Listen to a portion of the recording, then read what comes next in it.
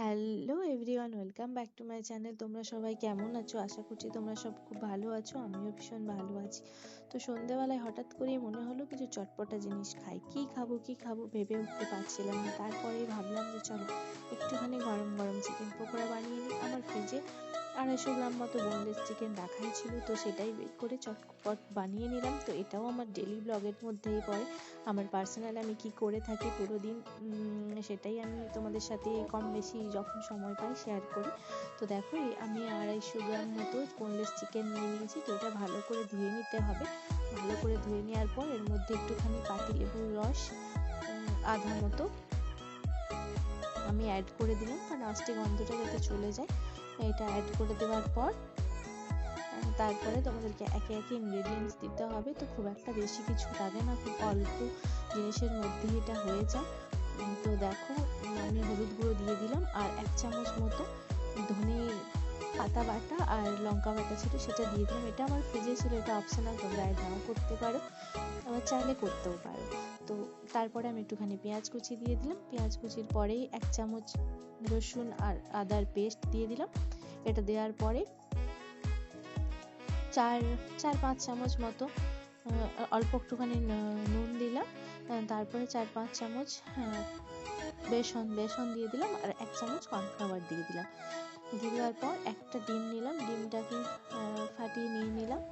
তো এইগুলো ভালো করে আমি চামচ দিয়ে মিক্স করে নিচ্ছি। তো তোমরা হাত দিয়েও করতে পারো, হাত দিয়ে করলে বেশি ভালো হয় ম্যারিনেটটা। আর তারপরে এটাকে 5 মিনিটস রেস্টে দিতে হবে। তুমি তার চেয়ে বেশিও দিতে পারো। আমার কাছে যদি বেশি টাইম ছিল না, আমার খুব ঝটপট করে খেতে ইচ্ছা করছিল, তাই আমি এতটা সময় নিতে পারিনি, আমি ঝটাপট বানিয়ে ফেলেছি। তো তাই জন্যই আমি বানিয়ে ফেললাম বেশি রেস্টে না রেখে। তো দেখো আমার বানানো শুরু হয়ে গেছে। তো প্রথমে কড়াইয়ে তেল দিলাম, তেল দিয়ে তারপরে তেলটাকে একটু গরম হতে দিলাম, দিয়ে একে একে চিকেনগুলোকে নিয়ে ছেড়ে দিচ্ছি। তবে একটুখানি হালকা আঁচে এগুলোকে ফ্রাই করতে হবে, না হলে এগুলো ভেতর থেকে সেদ্ধ হবে না, ওপর থেকে পুড়ে যাবে, ভেতরটা কাঁচা থেকে যাবে। যার জন্য তোমাদেরকে একটুখানি ভালো করে অল্প আঁচে ফ্রাই করতে হবে, বেশিক্ষণ টাইম নিয়ে।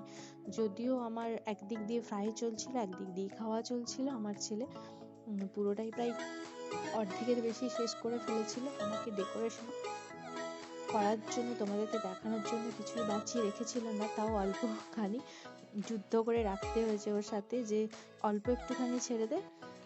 তো যা হয় আর কি, আমি একদিক দিয়ে ফ্রাই করছি, ওর একদিক দিয়ে খেয়ে চলছে। তো সে তাই হলো। আমি ফ্রাই করে নিলাম সব কটাকেই, আস্তে আস্তে লাল লাল করে ফ্রাই করে নিলাম, অনেকক্ষণ ধরে নাড়াচাড়া করে। তো দেখো তোমরা অলমোস্ট আমার হয়েই এসছে সব কটা। তো একটুখানি ভালো করেই ফ্রাই করতে হবে, বেশ কিছুক্ষণ ধরে নাড়াচাড়া করে। তোমরা দেখতে পাচ্ছ যে ফ্রাইয়ের প্রসেসটা আমি অনেকক্ষণ ধরে দেখিয়েছি, যাতে তোমরা বুঝতে পারো যে ফ্রাইটা সত্যি সত্যি অনেকটা টাইম নিয়ে করতে হবে। তো ফ্রাইটা কমপ্লিট, প্রায় টোটালি হয়ে গেছে আমার। তো আমি দেখো থালার মধ্যে সাজিয়ে নিয়েছি পকোড়াগুলোকে।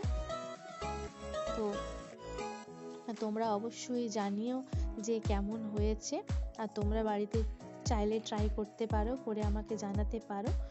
তো এই ছিল আজকের ব্লগটা। তো তোমরা দেখো। তো দেখার জন্য সবাইকে থ্যাংক ইউ।